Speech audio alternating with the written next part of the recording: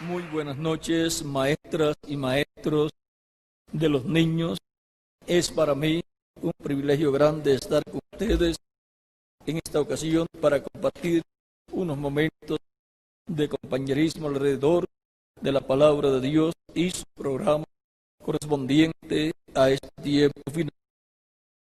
Vamos a leer en Deuteronomio capítulo 4, versos 9 en adelante, donde dice: por tanto, guárdate y guarda tu alma con diligencia,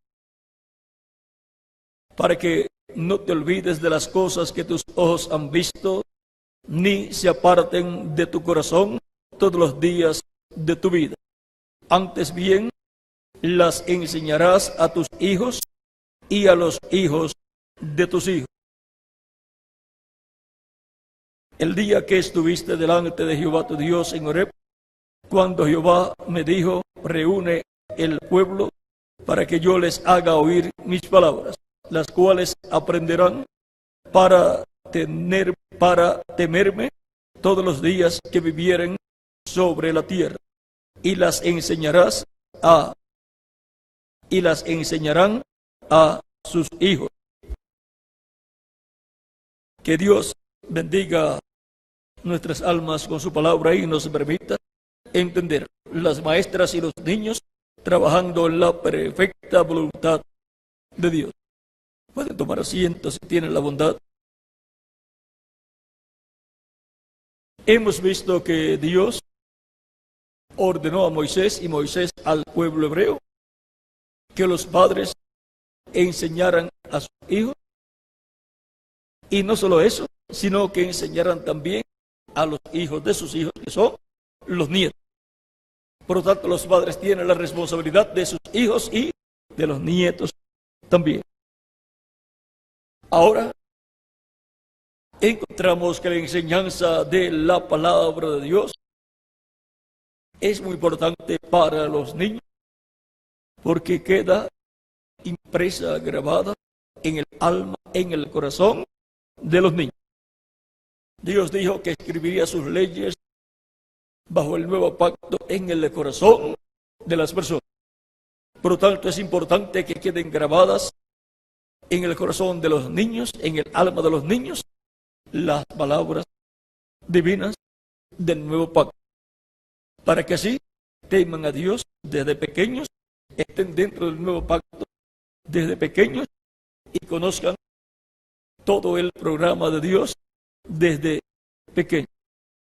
Y así sean instruidos en su carrera, en su camino, en el camino que deben andar, que es el camino de Dios, el cual es Cristo. Porque Cristo es el camino, la verdad y la vida. Y nadie viene al Padre sino por mí, dice Cristo nuestro Salvador. Por lo tanto, los niños tienen que conocer cómo llegar a la casa de nuestro Padre Celestial, cómo llegar al cielo.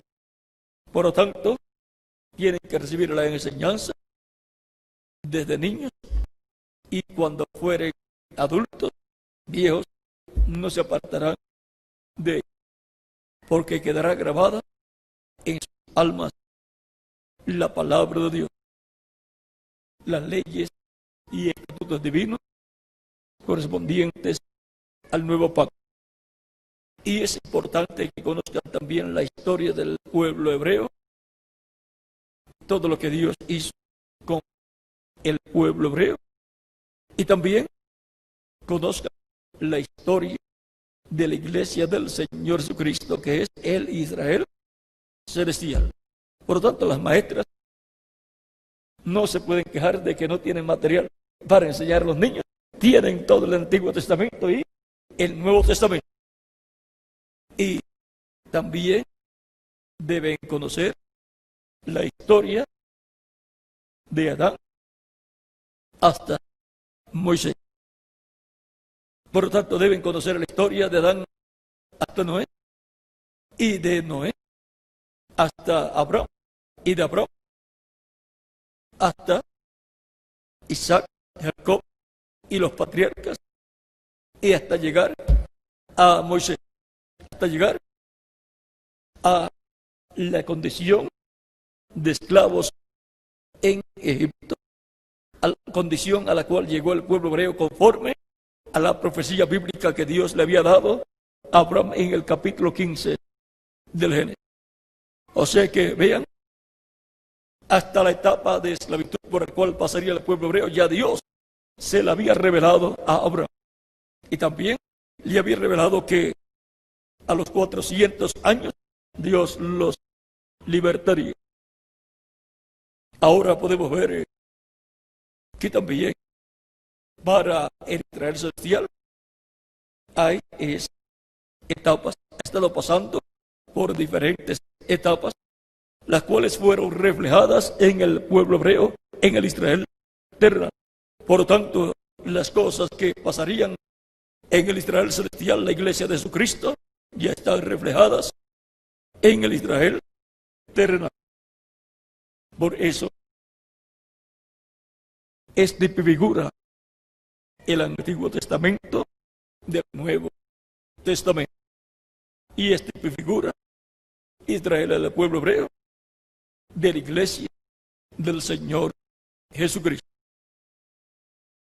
Y las personas del pueblo hebreo son figuras de las personas de la iglesia del Señor Jesucristo.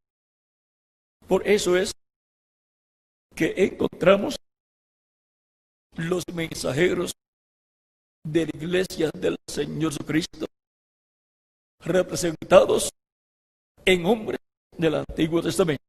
Vean, los apóstoles, ¿dónde están representados? En los hombres de Dios del Antiguo Testamento, como los patriarcas de Dios. Y ellos, los patriarcas, están sentados en 12 tronos, y los apóstoles en 12 tronos también, conforme a Apocalipsis capítulo 4, verso 5, y Apocalipsis capítulo 5, verso 6, está ahí en el capítulo 5 también Cristo, pero ahí está con los 7 cuernos y los 7 ojos. Los 7 ojos son los 7 espíritus de Dios que recorren toda la tierra y son las 7 manifestaciones de Dios en los 7 ángeles mensajeros de la iglesia del Señor Cristo entre los gentiles. Ahora vean cómo está todo ahí. Ahora, ¿y dónde encontramos en el Antiguo Testamento esos 7 mensajeros de las 7 edades? Esos 7 evidentes que Dios envió a su iglesia de edad en edad. Vamos a ver un lugar aquí, ya que tocamos eso. Todo está reflejado allá en el Antiguo Testamento. Por lo tanto, veamos Zacarías capítulo 13, verso 9, donde dice: porque he aquí aquella piedra que puse delante de Josué, sobre esta única piedra hay 7 ojos, hay 7 ojos. He aquí yo grabaré su escultura, dice Jehová de los ejércitos, y quitaré el pecado de la tierra en un día. Y ahí, esta roca, esa piedra es Cristo, y los 7 ojos son los 7 ángeles mensajeros, donde el Espíritu de Cristo ha estado durante esas 7 edades, manifestándose de edad en edad.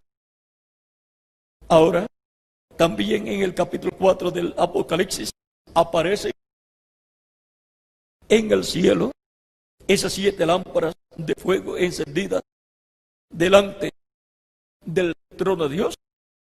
Vean, esas 7 lámparas son los 7 espíritus de Dios.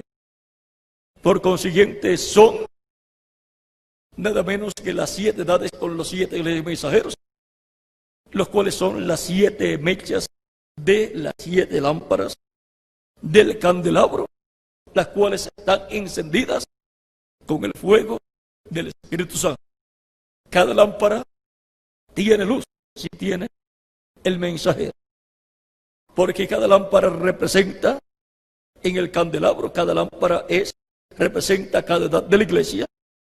Y cuando aparece el mensajero, apareció la mecha de esa lámpara, y esa lámpara fue manifestada y fue encendida con el fuego del Espíritu Santo. Y una lámpara no se siente para ponerla debajo del almud, sino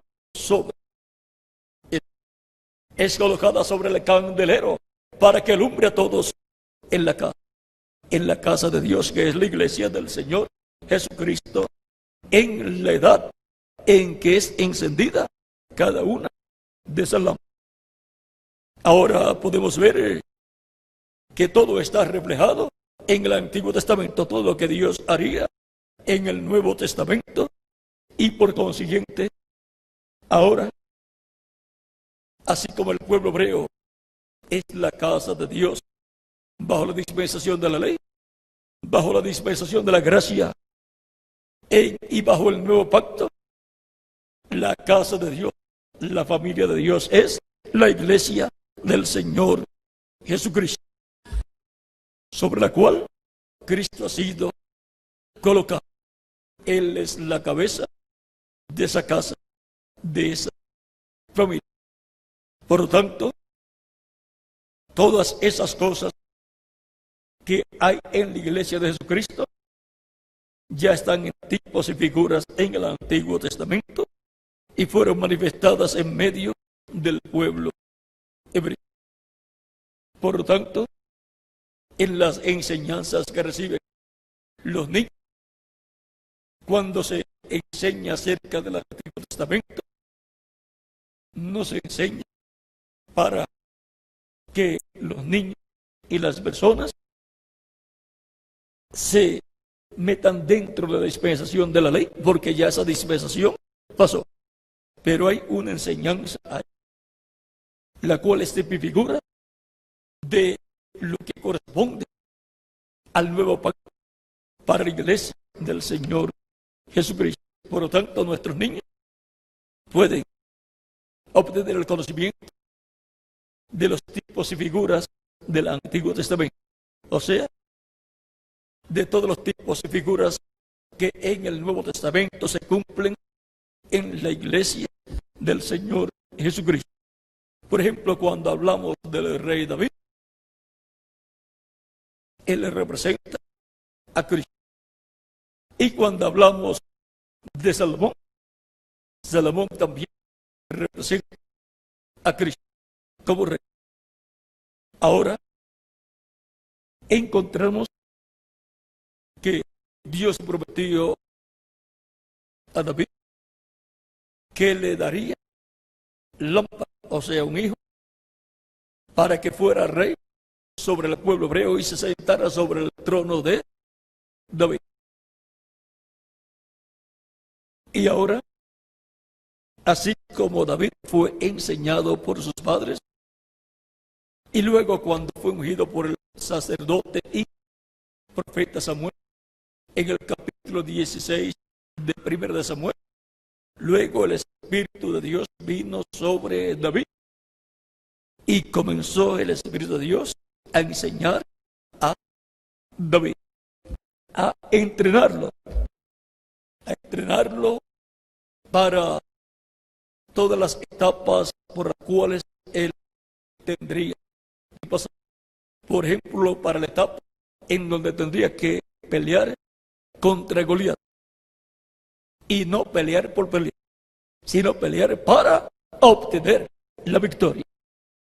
Por lo tanto, Dios fue entrenando a David. Y cuando David se presentó a Saúl y le dijo: yo iré y pelearé contra ese gigante. Miren, el único del pueblo hebreo y de los soldados que se atrevió decir que él iba a pelear. Los hermanos de David, ninguno dijo, yo voy a pelear con ese gigante. Y el mayor de los hermanos de David era un hombre muy alto, quizás casi como Saúl.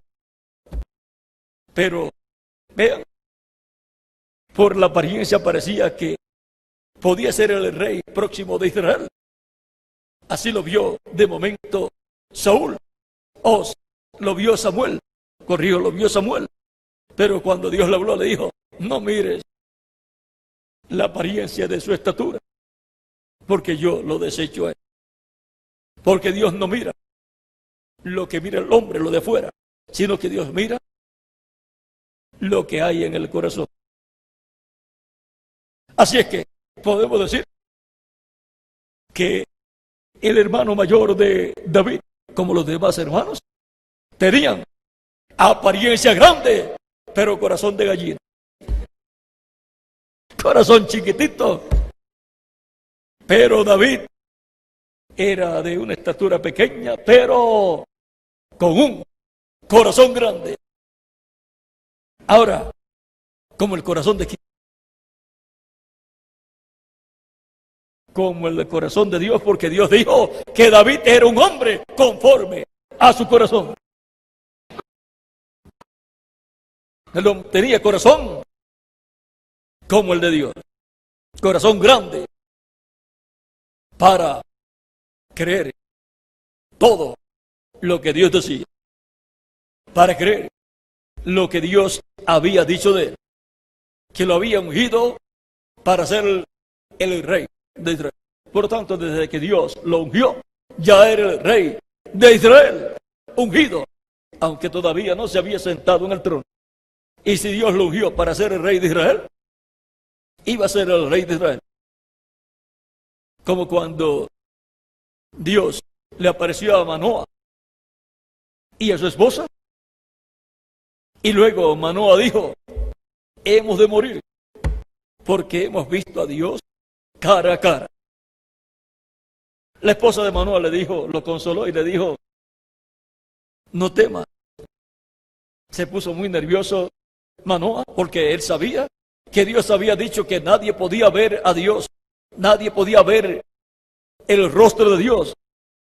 Sí, porque el que viera a Dios cara a cara, moriría. Nadie podrá ver mi rostro, porque no me verá hombre y vivirá, le dijo Dios a Moisés en el capítulo 33 del Éxodo. Y ahora, ¿y cómo fue que Dios hablaba con Moisés cara a cara y Moisés no moría? ¿Y cómo fue que Manoa vio a Dios cara a cara y no murió? Ni tampoco su esposa. Y Jacob luchó con el ángel de Jehová cara a cara y después le puso por nombre al lugar. ¿Cómo le puso por nombre, Miguel? Peniel, que significa rostro de Dios o el rostro de Dios. Porque dijo, vi a Dios cara a cara y fue librada mía. Y luego, en el Evangelio según San Juan, capítulo 1, verso 18, dice, a Dios nadie le vio jamás. ¿Y qué de todas esas personas que dijeron que vieron a Dios cara a cara? ¿Mentirían ellos? No mintieron. ¿Ven? Todas esas cosas pueden comprenderlas a los niños si se les enseña, se les muestra lo que todo eso significa. A Dios nadie le vio jamás. El unigénito Hijo que está en el seno del Padre, Él le ha dado a conocer. Y ahora, Cristo nació en Belén de Judea. Y Cristo, en su cuerpo físico, dio a conocer a Dios. Estaba allí Dios en Cristo. Y por eso Cristo decía, el que me ha visto a mí, ha visto al Padre. Por lo tanto, estaban viendo a Dios cara a cara. Todos los que veían a Jesús. Pero no todos creen. Ahora, estaban viendo a Dios cara a cara en el cuerpo físico que Dios tenía, en el cuerpo físico en que Dios estaba habitando. Pero no estaban viendo a Dios, o sea, no estaban viendo el que estaba dentro de Jesús, que es Dios. Y ahora, en el Antiguo Testamento, tampoco nadie vio a Dios, sino que vieron al ángel de Jehová, que es Cristo en su cuerpo angelical. Y lo vieron cara a cara, pero aún con todo y eso, pues no estaban viendo a Dios, porque Dios estaba dentro de ese cuerpo angelical, llamado el ángel de Jehová, el cual es Cristo en su cuerpo angelical. Por eso él podía decir, antes que Abraham fuese, yo soy. Ahora podemos ver cómo era Cristo antes de Abraham. Y ahora, todo eso lo pueden entender los niños. Pueden comprender, como la Escritura dice, que nadie jamás ha visto a Dios, y cómo hay personas en el Antiguo Testamento que dicen que vieron a Dios. Es que vieron a Dios en su cuerpo angelical, el cual es el cuerpo angelical de Jesucristo, el cual es Cristo en su cuerpo angelical, su cuerpo teofánico. Es como Juan el apóstol, que vio al ángel del Señor Jesucristo. Ahora eso lo vamos a dejar quietecito ahí, no vamos a entrar porque ya eso nos llevaría como una hora para explicar más claro eso, pero algún día, aunque ustedes ya han escuchado en diferentes actividades, pero vean el caso de Jesús, que es el ángel de Jehová. Ahora encontramos que así como Dios tenía su ángel, el ángel de Jehová, en el Antiguo Testamento, a través del cual enseñaba al pueblo hebreo, pero tenía que hacerlo usando profetas, porque no tenía un velo de carne todavía el ángel de Jehová. Por lo tanto, tenía que usar, digamos, velo de carne prestado o no prestados. Le pertenecían a él, ¿por qué? Porque la Escritura dice, mía es la tierra, o sea, de Dios es la tierra. ¿Y qué más? Y su plenitud, y todo lo que hay en la tierra. Por lo tanto, entonces no estaba tomando nada prestado, sino que le decía, digamos, le decía al profeta, este cuerpo que yo te di, lo voy a usar para un propósito. Por eso hubo profetas que decían, por causa de tantos problemas y persecuciones que le venían, uno de ellos, ¿cuál era? Miguel, que sentía como un fuego dentro, Ezequiel o Jeremías. Llegó a una condición de apretura y de persecuciones que dijo, no hablaré más la palabra de Dios. Porque vean, hablar a un pueblo que se les ya da la palabra y la rechazan y quieren seguir caminando como les da la gana. El mensajero se cansa de un pueblo así, como se cansó también Moisés en una ocasión, e hirió la roca por dos ocasiones, o sea, hirió la roca 2 veces con la vara y perdió la bendición de entrar con el pueblo al otro lado del Jordán, a la tierra prometida, aunque le repartió a 2 tribus y media el territorio antes de cruzar al otro lado del Jordán, pero no pudo repartir la tierra al otro lado del Jordán. Ahora, luego el profeta Jeremías decía que era como un fuego dentro de él. Y entonces dijo, hablaré. O sea que con todo y él decir que no quería hablar más en el nombre del Señor, en el nombre de Jehová, le seguía llegando la revelación divina. Porque era profeta, tenía las dos conciencias juntas. ¿Y qué iba a hacer con toda esta revelación que le estaba llegando? No se podía quedar con ella, porque era una revelación para darla al pueblo. Y entonces, mientras se quedaba con esa revelación, era como un fuego, porque la palabra de Dios es como un fuego. Y Dios es fuego consumidor. Ahora, podemos ver que los profetas de Dios en el Antiguo Testamento fueron los velos de carne que Dios usó en lo que Dios se creaba para sí mismo un velo de carne, el cual viniera por creación divina. Y ese velo de carne que Dios se creó se llama Jesús, nuestro amado Señor Jesucristo, en quien moró la plenitud de la divinidad. Padre, Hijo y Espíritu Santo, todo estaba en ese velo de carne. Por eso Jesús decía, el que me ha visto a mí, ha visto al Padre. Y ahora, todas esas cosas las pueden entender los niños si se les enseña al nivel de ellos comprender. Ahora, hemos visto que la enseñanza del Antiguo Testamento apunta hacia el Nuevo Testamento. Por eso, enseñamos también el Antiguo Testamento a los niños y también a los jóvenes y a los adultos, y se muestran ahí los tipos y figuras y las bendiciones que están prometidas para el Nuevo Testamento.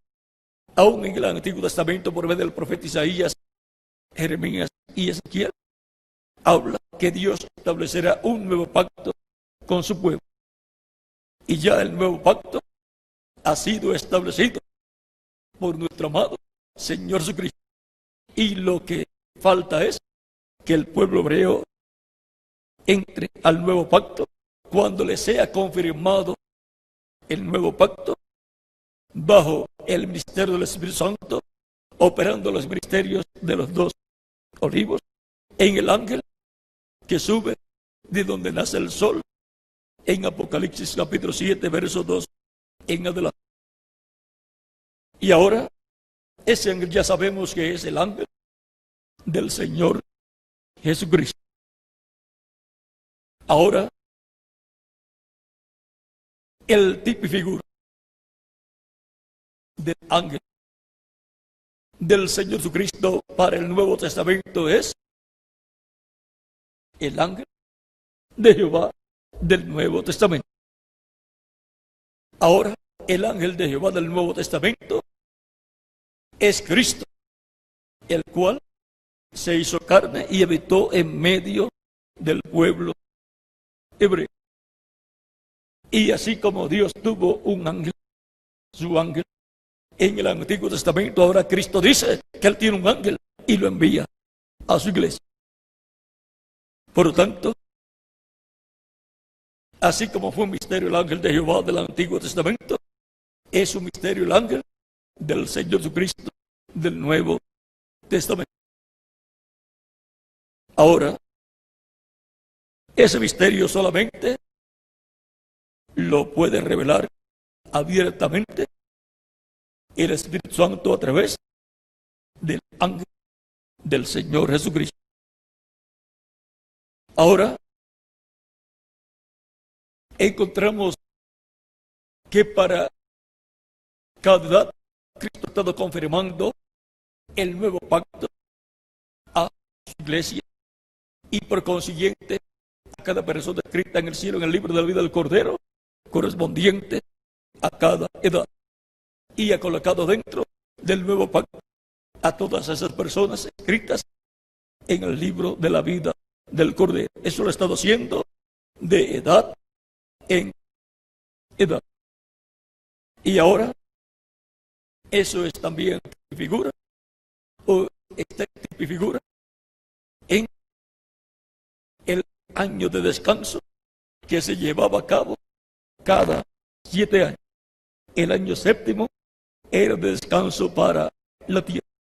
También ese año de descanso para la tierra, el año séptimo, es figura del séptimo milenio, que será el milenio de descanso para el planeta Tierra y para la iglesia del Señor Jesucristo, en donde estará en descanso con Cristo durante el reino milenial. No es que estará con los brazos cruzados, sino que por cuanto el diablo estará atado en el pozo del abismo, el diablo no estará ya molestando, ni los demonios tampoco. Por lo tanto, la iglesia del sello de Cristo no estará trabajando más, luchando más en contra del diablo durante el reino milenial. No estará trabajando en contra del diablo, porque ya estará atado en el pozo de la vida. Ahora podemos ver que ese reino milenial es muy importante para todos los escogidos de Dios. Ahora, vean, Dios enseñó a su Hijo Jesús,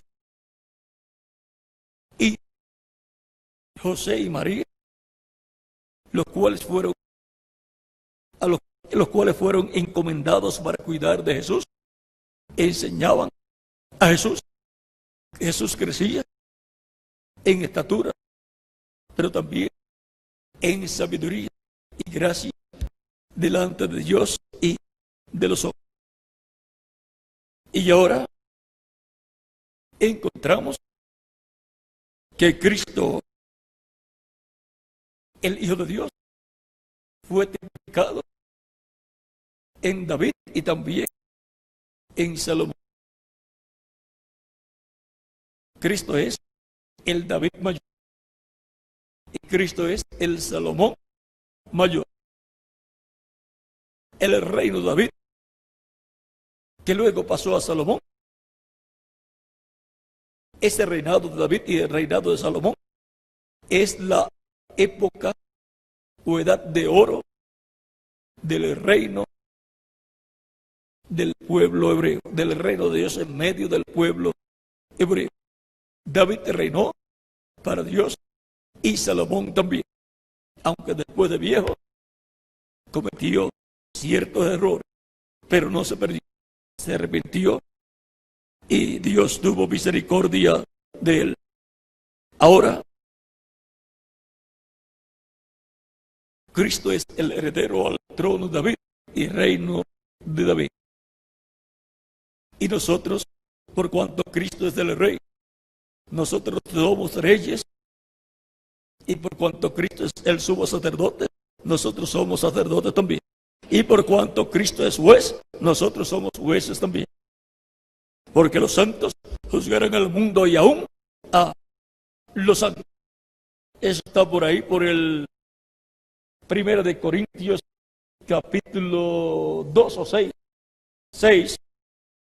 Y los santos, los miembros de la iglesia, trabajarán en la parte espiritual religiosa, en el reino milenial y en la eternidad, porque ese es el nuevo orden sacerdotal. Ya el orden levítico terminó su tiempo. Fue ese orden levítico el que pidió la muerte de Cristo. Se merece que sea quitado. Fue solamente el tipo y figura del orden sacerdotal celestial de Melquisedec.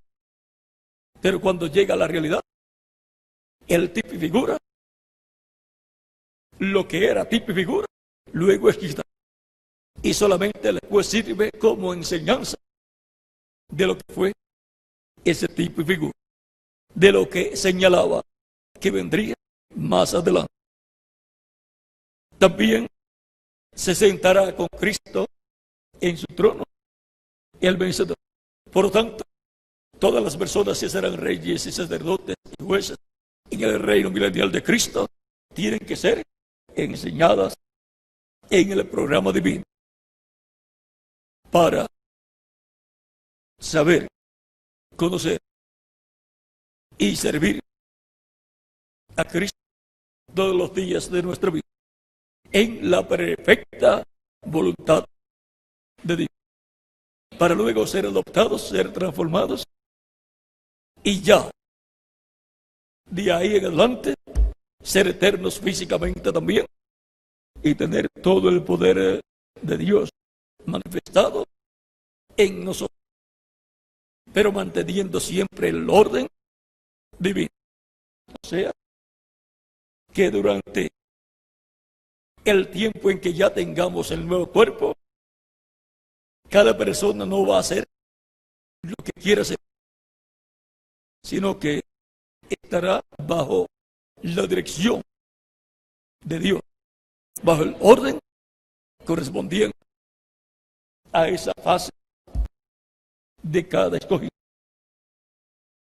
Para ese tiempo, pues seremos más obedientes y estaremos más dentro de la voluntad de Dios. Cualquier persona que no entiende estas cosas podría decir: cuando yo esté transformado, tendré todo el poder y voy a hacer lo que yo quiera hacer. No, habrá una dirección. Y desde el trono de Cristo vendrá esa dirección para toda la iglesia del Señor Jesucristo en ese glorioso reino milenial de Cristo. Porque Cristo es el esposo y la iglesia es la esposa en el reino milenial. Cristo es el rey y la iglesia es la reina. Y la reina, la esposa, no puede hacer lo que ella quiere. La esposa es obediente a su esposo, como tienen que ser todas las esposas. Ahora podemos ver que ya desde niños pueden conocer estas cosas y ya las niñas entender que cuando lleguen a grandes y se casen, van a ser obedientes, van a estar sujetas a sus esposos y van a trabajar unidas a sus esposos en la obra de Cristo, y se van a casar con una persona, un joven creyente en Cristo. No van a ser un yugo desigual, como desgraciadamente han hecho algunas personas, y eso no ha sido en la voluntad de Dios, por el cual tienen que atenerse a los diferentes problemas que les vengan y orar a Dios y orar por el esposo, no dejarlo, sino ya que se metieron en el problema, orar por el esposo para que Cristo lo salve, para que Cristo tenga misericordia de él y también lo bendiga. San Pablo dice: ¿quién sabe tú, mujer, si puedes hacer salvo a tu esposo? O sea, si el amor y misericordia de Dios manifestada hacia ti puede llegar también hacia tu esposo y Dios tener misericordia de tu esposo también. También dice que es importante que permanezcan unidas a sus esposos. Si se casaron con esposos que no eran creyentes, para que los niños sean santos. Ahora, si el problema es muy grande, en el matrimonio, eso tienen después que verlo con el ministro. Pero la recomendación es que permanezca, ya saben, porque dice San Pablo que la mujer, si se separa o si se divorcia, no puede volverse a casar. Todavía el hombre es responsable de esa mujer. Dios le pedirá cuenta al hombre por su esposa, aunque se haya divorciado. Así es que los jóvenes deben saber cuál es su responsabilidad cuando se enamoran y piensan casar. Bueno, todas esas cosas es importante saberlas para que caminemos en la perfecta voluntad de Dios todos los días de nuestra vida. En la permisiva habrá siempre problemas. En la permisiva pues no estaremos agradando a Dios plenamente, sino en parte.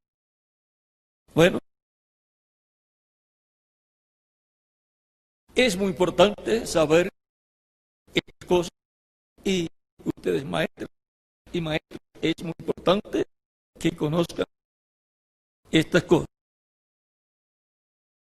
Ahora, cualquier situación matrimonial, eso le corresponde al ministro atender. No deben estar comentando los unos con los otros. El matrimonio, las personas no deben estar hablando con las demás personas, sino ir directamente al ministro para que vean cómo resolver cualquier problema matrimonial.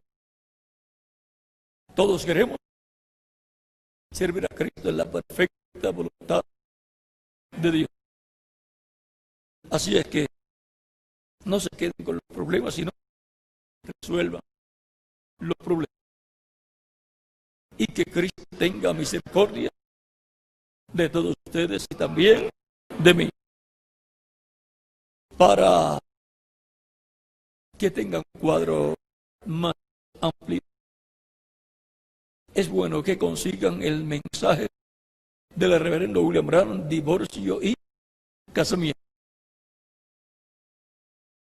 Y ahí tendrán más información detallada sobre el matrimonio y las leyes divinas para el matrimonio. Bueno, nuestro tema es las maestras y los niños trabajando en la perfecta voluntad de Dios. Por eso es importante conocer todas estas cosas. Ahora estamos todos en una etapa de enseñanza. Cristo, por medio de su Espíritu Santo, ha estado enseñando a todos los que serán literalmente reyes, sacerdotes y jueces en el reino de Jesucristo, nuestro Salvador. En lo espiritual, ya somos reyes, ya somos sacerdotes también, y somos jueces también. Pero en lo literal, físicamente, eso lo seremos en el reino de Cristo, nuestro Salvador. Por lo tanto, el orden de la monarquía corresponde a Cristo y su iglesia. El orden religioso sacerdotal corresponde a Cristo y su iglesia. Y el orden judicial corresponde a Cristo y su iglesia. Con esos tres poderes, ven ustedes, será gobernado el planeta Tierra completo. Y serán enseñados durante el reino milenario. Porque toda la tierra será llena del conocimiento de la gloria de Jehová, como las aguas cubren el mar. durante el reino milenial habrá enseñanza. ¿Y cómo se va a conciliar? La escritura que dice que ya ninguno enseñará más a su prójimo. Y dice que la tierra será llena del conocimiento de la gloria de Jehová. Los escogidos, teniendo el cuerpo glorificado, conocerán todas las cosas. Pero los mismos escogidos tendrán la parte educativa o educacional, tanto del campo religioso como del campo político, del campo comercial, de todos los campos. Porque de Jerusalén saldrá, ¿qué? La ley.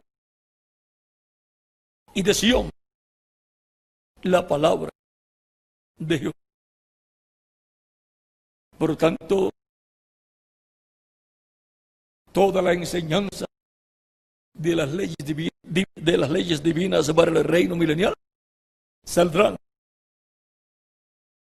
de Jerusalén, donde estará Cristo sobre el trono de David y su iglesia, y desde donde se gobernará sobre el pueblo hebreo y sobre todas las naciones. Jerusalén será la capital. El resto de Israel será el distrito federal. Y el mundo entero, el planeta Tierra completo, será el territorio donde y sobre donde Cristo con su iglesia reinará. Reinará sobre el pueblo hebreo y sobre todas las naciones. Ahora podemos ver que hay un programa grande de parte de Dios para ser manifestado en el reino milenial de Cristo. Y allí tendremos una buena posición, siempre en todas las naciones, en el campo político. Todos los que desean una buena posición en el gobierno que va a salir victorioso, ¿qué es lo que hace? Pues trabaja con el partido y el candidato que está corriendo para presidente o para gobernador. Los que no trabajaron con él, pues no pueden esperar que él los nombre en su gobierno. Y los que no han trabajado con Cristo en la edad que les ha tocado vivir, no pueden esperar que Cristo los nombre, los lleve al reino milenial y los nombre en una buena posición en ese reino. Ni siquiera estarán en el reino milenial. Se requiere que todos trabajemos con Cristo en su reino, su iglesia, y todo lo que trabajamos será de beneficio no solamente para las personas hacia las cuales trabajamos, sino también para nuestro propio beneficio, porque de eso depende la posición que cada uno de nosotros ha de ocupar en el reino milenial. Así es que los vagos no tienen lugar en el gabinete de Cristo nuestro Salvador. ¿Y dónde está eso escrito? En la parábola de los talentos y de los talentos y las minas. En esas dos parábolas, Cristo muestra lo que será de los vagos que no trabajaron con el talento o la mina que Cristo les dio para trabajar. Y si en la parábola les has quitado el talento o la mina y les has dado el que tiene más. Y la persona que no trabajó es echada a las tinieblas de afuera, pues así será. Serán echados a la gran tribulación los que vivan en el tiempo y no hayan estado brazo a brazo con Cristo trabajando en su reino. Unos más y otros menos, pero trabajando en las diferentes formas que hay para trabajar. Porque no asistimos a la iglesia solamente para aceptar. No asistimos y no estamos en el reino de Cristo, la iglesia de Jesucristo, para calentar los asientos, sino para escuchar su voz y hacer conforme a su voluntad y trabajar en su obra todos los días de nuestra vida. Así es que, maestras y niños, adelante trabajando en la perfecta voluntad de Dios. Que Dios les bendiga grandemente y les use grandemente en el trabajo con los niños, en las enseñanzas para los niños y también en los trabajos de evangelización y obra misionera con los niños. Y que muchas almas sean llamadas bajo la obra evangelística de las maestras con los niños y en la obra misionera también.